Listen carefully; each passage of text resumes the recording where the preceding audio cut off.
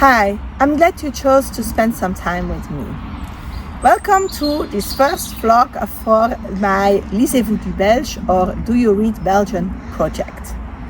I'll start off by saying that the three books that we are going to talk about today, my reviews are going to be filmed in this new didactic or educational path through a little part of the natural park we live in. In this vlog, I will be talking about three books that I have read by Belgian authors and of which you can find the book or books in English, and also about some things that are typically Belgian. So in the clip that is going to follow on this intro, you will be invited to join us to go to what we call in Flanders a frietkot and in Wallonia une friterie, to eat some French fries, which is not French but Belgian food. And we have this culture of going to these snack bars where we eat mostly fried foods. And we, as a family, we don't do that so often because it is, we know, not healthy, but we do it about once a month. It makes the kids happy. And after we do that when we don't really have time to cook. In this video also, my husband joins his fries with a typical Belgian beer called Orval, which is very famous all over the world.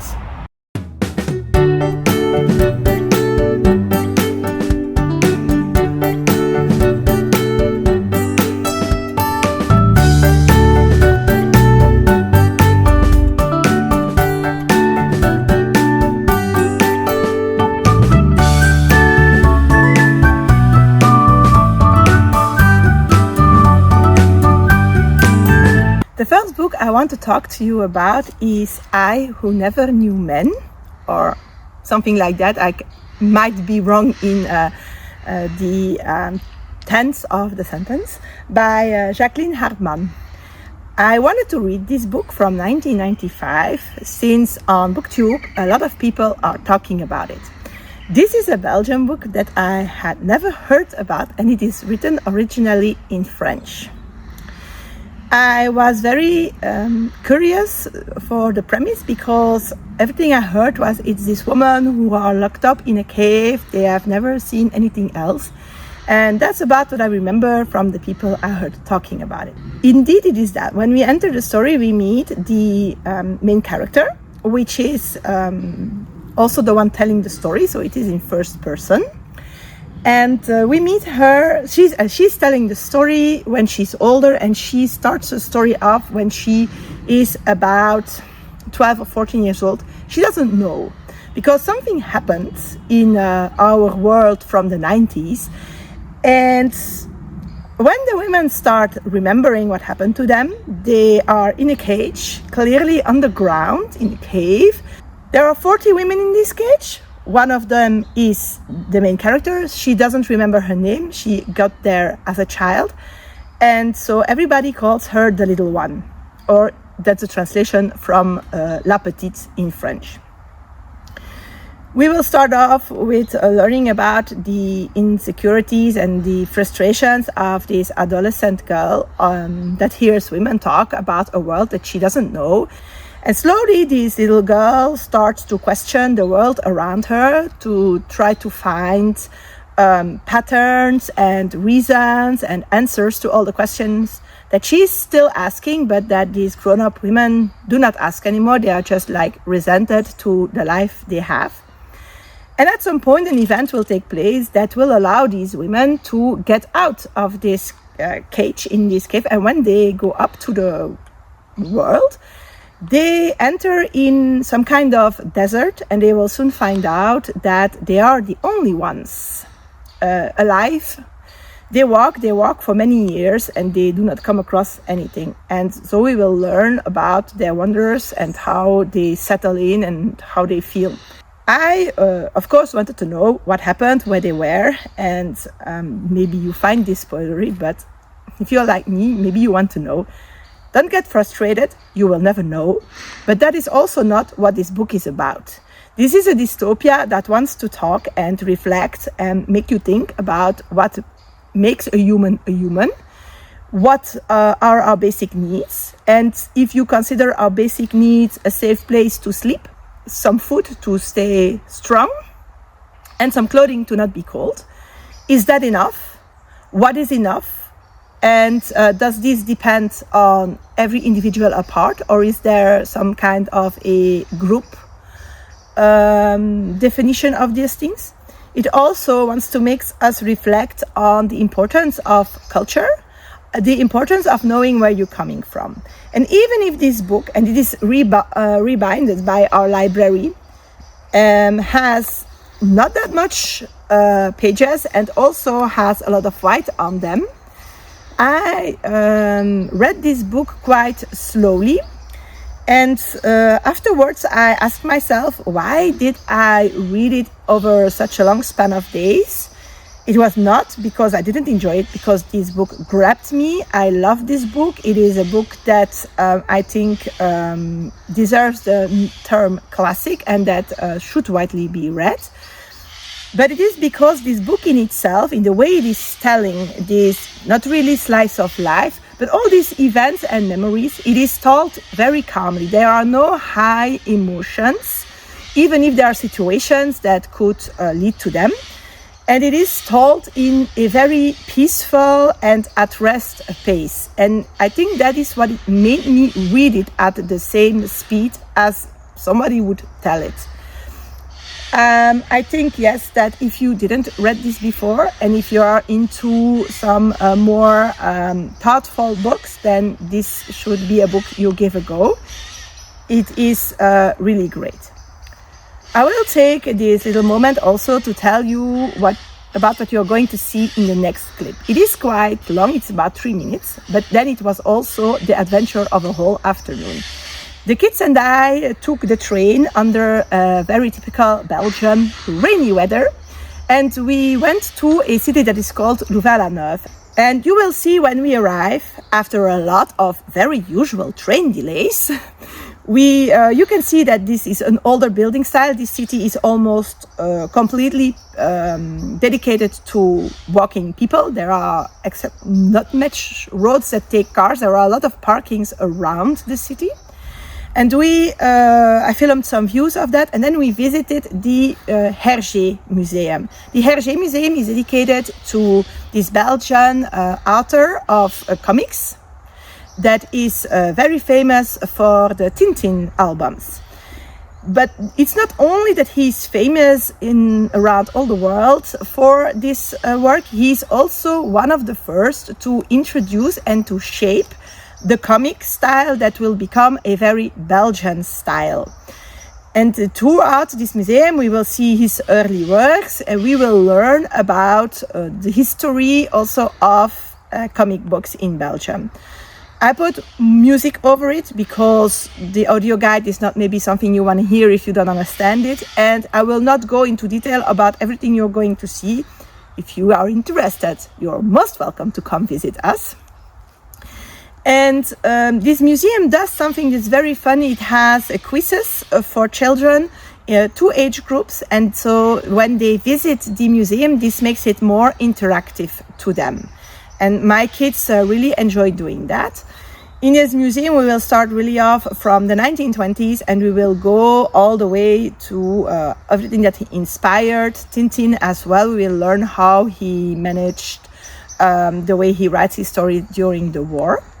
And it was a very interesting afternoon out, and I'm very glad we did that, and I hope you will enjoy all the images that we made for you.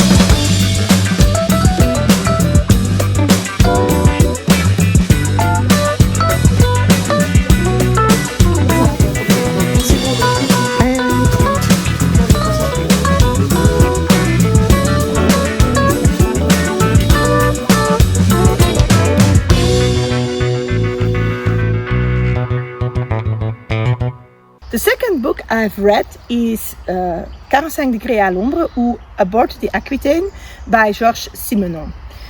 Like I said in the TBR video that you maybe didn't see, this is a book that you can only find in English because it's a novella in a collection of 3 novellas, what it's called the African Trio.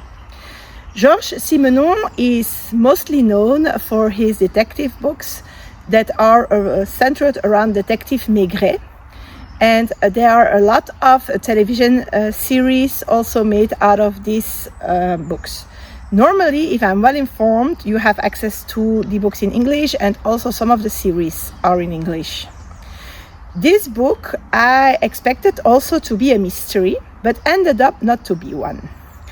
This is a very, it is not strange, it's a strange style of book. We will be following the doctor that works about a ship that is a passenger ship, and this book dates from 1934, so it must be the early 1930s or maybe the late 1920s, that is basically doing Bordeaux in France all the way back to Matadi, which is located along the Congo River in Africa. You may find this strange, but at that time, without any giving any of opinion or value to that, at that time, Belgium had what is now the Democratic Republic of Congo as a colony. And so a lot of Belgians work there, but we do not have big access to the sea, so that's probably why this ship would go to Bordeaux in France, from where people could travel by train or land back to Belgium. It is not that long of a trip. And this doctor is, we are on the trip going from Congo to Bordeaux, and we follow along this doctor that is telling us about all the passengers that arrive on board. And if you decide to read this book, you really need to keep in mind that this book is read in the mindset of that period, because some of the descriptions of people from African descent, of people from Asian descent, are nowadays considered highly discriminative. I think that's the right word.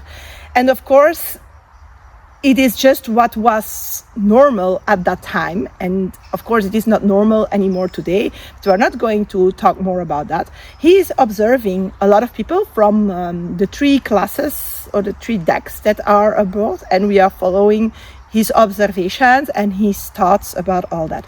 And in the resume, it says that until a wallet is stolen, and I was thinking like, yeah, we are going to have like this big investigation to who took this wallet in this closed situation, but that was not the case. We will have some ideas of who might have done it all in the end. This book had a great atmosphere. I really felt like I was on the ship a little bit more, and I could feel myself be like rocking with the waves. And it was really interesting to have an insight in the historical way of living and how such a long trip on a boat might be might occupy the passengers, and how the social relationship develop in such a closed environment. Today we would take an airplane and it would be not the 3 weeks that it took at least on this boat. So for the plot, I didn't think it was very interesting. The characters, to me, could be a little bit more developed, that it is a short book. I always have those 2 problems with short books. But the dive into the historical situation was very interesting. So if you are interested by this time period, I would recommend looking into this. If you're not particularly, then I would say just pass on. This book might probably not be for you. And after this book talk, I will introduce the next little clip. The next little clip is of a walk that we made in the forest. And normally October would be the month that our forests turn yellow and orange and have these beautiful bright colors. And we would have highly enjoyed that. But October was a month filled with typical Belgium rain. So we were blocked inside, and we were able to enjoy still a very nice walk in this first part of November. We came across a lot of mushrooms, and since it's mushroom season, let's have a look at them.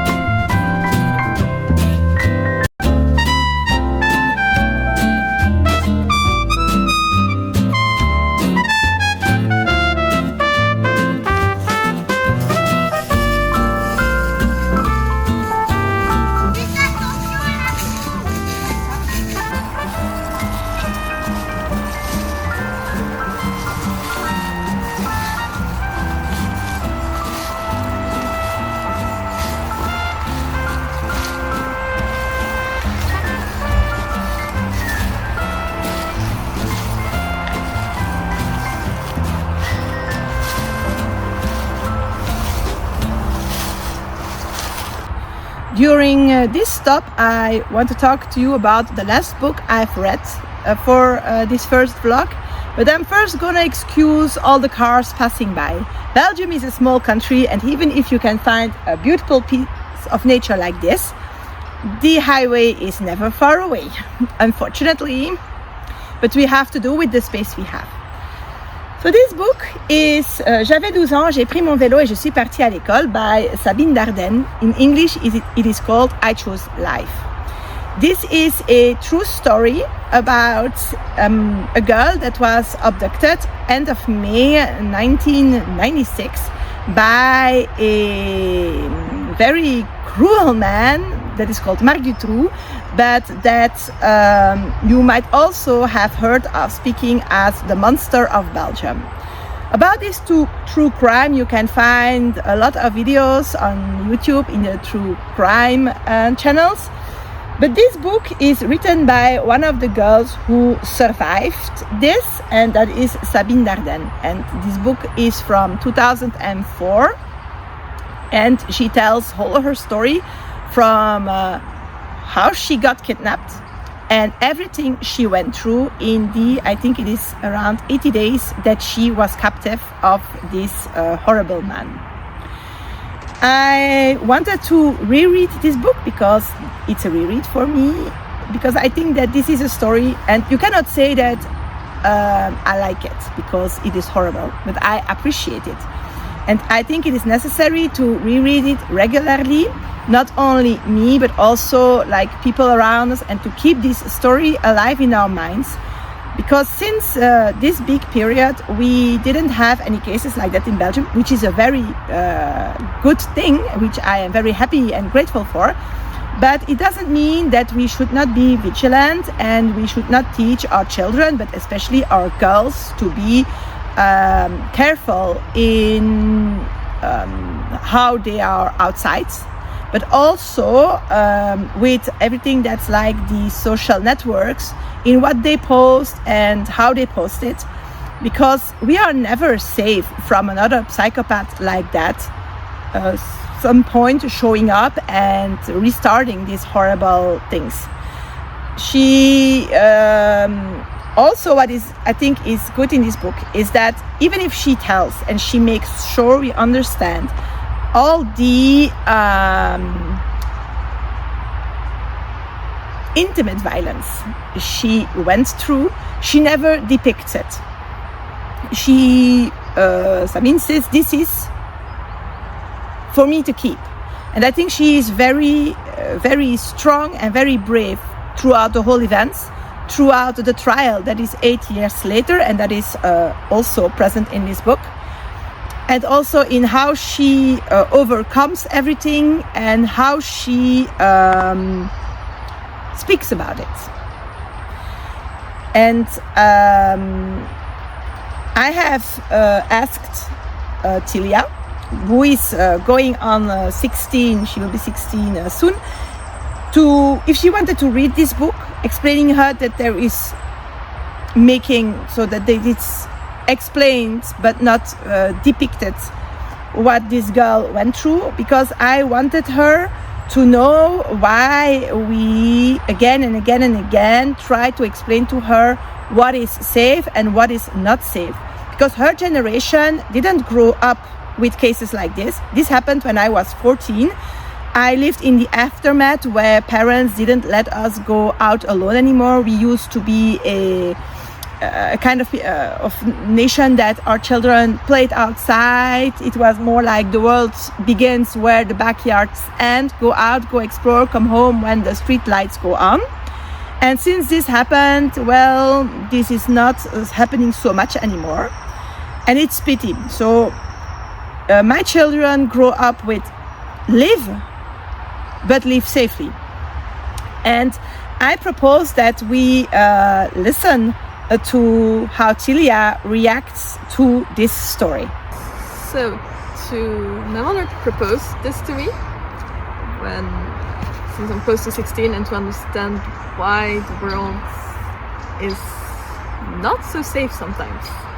And in the story, you really feel, in the real beginning, so she gets kidnapped actually, and it actually goes so quick. She was just riding on her bike going to school, and the other moment she was in a car with two men who just took her from her bike and the bike with it. I think what I find one of the most horrifying things in this story is how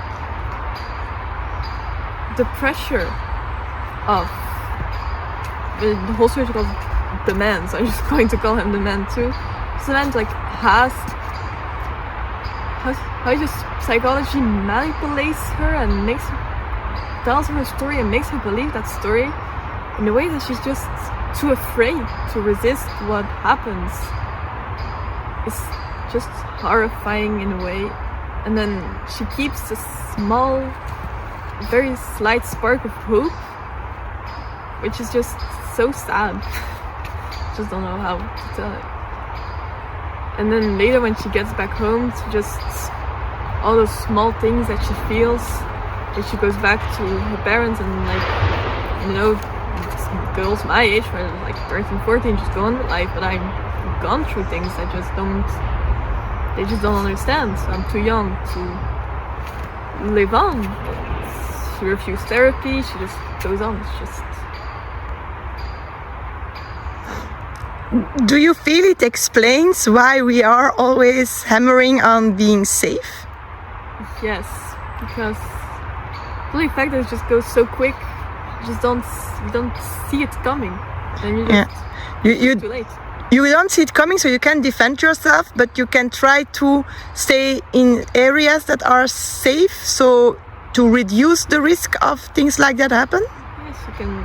Well, it's easy in the city, but you can stay in streets where there are lights, where there are other people around. That don't just look weird. I think there are ways to keep yourself safe, to be careful where you're going, with who you're going. It's always someone know where you're going, so that if something happens, people, family or friends can start somewhere. Would you recommend other teenage girls reading this to understand why it's important? Other girls around my age should read it. But I do think it must come from them, because we go into this. It would be to resist if it was mandatory in school, for example? I don't know if it should be mandatory in school. I'm not sure. Would you like to be taught about these things in school? Like maybe in like civil classes? Like why it's important to stay safe because this once happened? Like we say to people, never again the world wars? Yes, I do think schools should talk about cases like this, just this case or other case that happens around the world, because although it hasn't happened in our country for a long time, which we all should be grateful for, it's just that it can still happen, and if girls and everybody just knows that it can, and everyone can be more. I had a teacher who once talked about it, because she also was about 13 when the True was being in full activity, and so she kind of explained to us, well, her parents were like, you can't be safe when you go outside, and everyone's scared. And so you see that on my friend's face. I could see like they were kind of just horrified by it, and we didn't even know what actually happened to those girls then, or I didn't. I know, I'm just, people should know. The next clip is a book haul. Every year we try to gift a book, but I explained it in that video also, a book for New Year. We saw this tradition from Scandinavian countries where this happens on Christmas. And in November in our village we have this mostly second book and also collectional book selling. And so I went there to pick out books, and I will show you the ones that I picked out and some images of the event itself.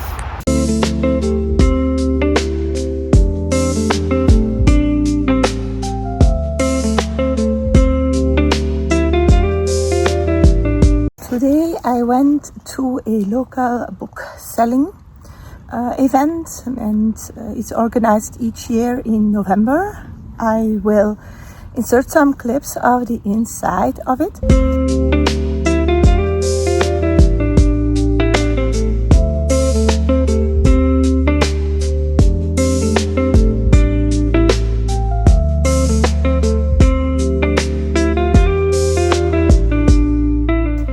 And I come to this event each year to buy books to gift to my family on the 1st of January. It is a family tradition that we are trying to build, is to gift this book, to have a very quiet 1st of January, since with our neurodivergence systems, we all think that the end of year festivities are way too stressful for us. And this year I did found almost all the books that I wanted to. So I thought that I would film you this very small book haul. And the first books that I bought is these two first volumes of a manga based on Dark Souls.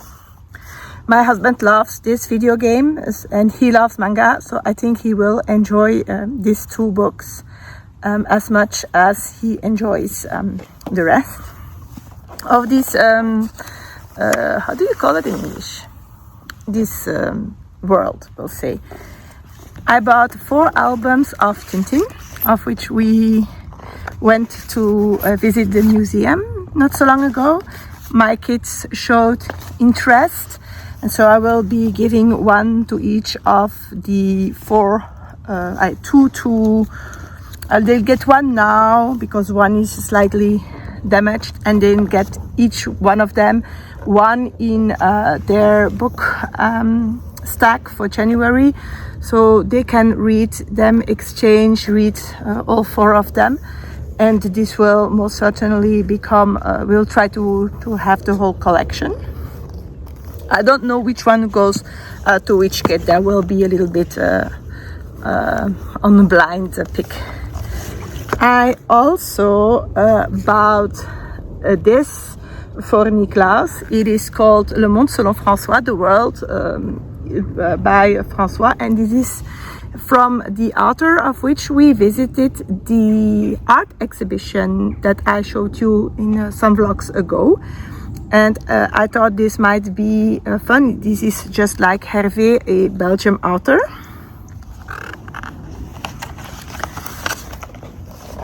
I picked 2 books for Meirin.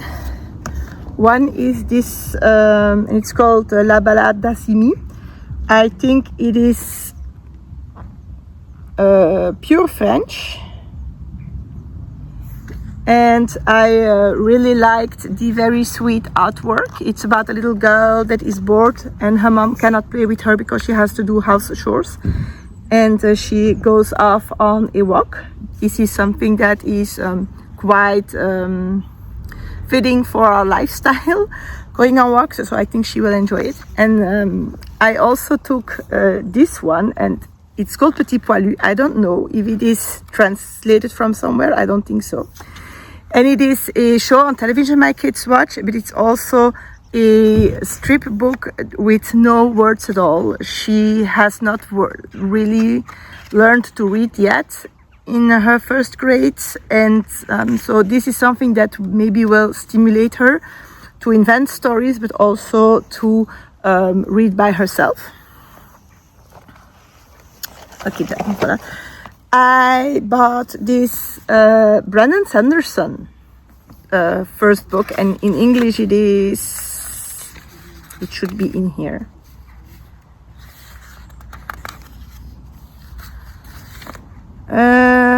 But it's Final Empire in the Mistborn series. It's a book one. Jorim tends to love fantasy and bigger epic stories, so I think he might enjoy this, and so I can read it too. And I also bought, all these books are secondhand, but this one is a new one. It is Le Chevalier et la Viking. It is a book by a Belgian author. I hesitated buying a book from him last year. His name is Nicolas Nice. I will put a link to his social. So this work is only in French, but I'm quite interested in his works as well. And maybe this one will be good for Tilia. It is a story in which a knight who has been more a ballroom knight than a fighting knight, that has made a mistake, and he is on his way to repair that mistakes like a knight should do, and in between that he needs to learn how to use arms, and he will meet this girl, and it is a young adult one. It is not very it has a small romance, but not too much. And what is great about this author is that he writes books in the same world, but you can read them all independently. So I hope that Tilia will enjoy this book. I have made a clip of his books more closely, and he signed his work for Tilia, so I hope she will adore this.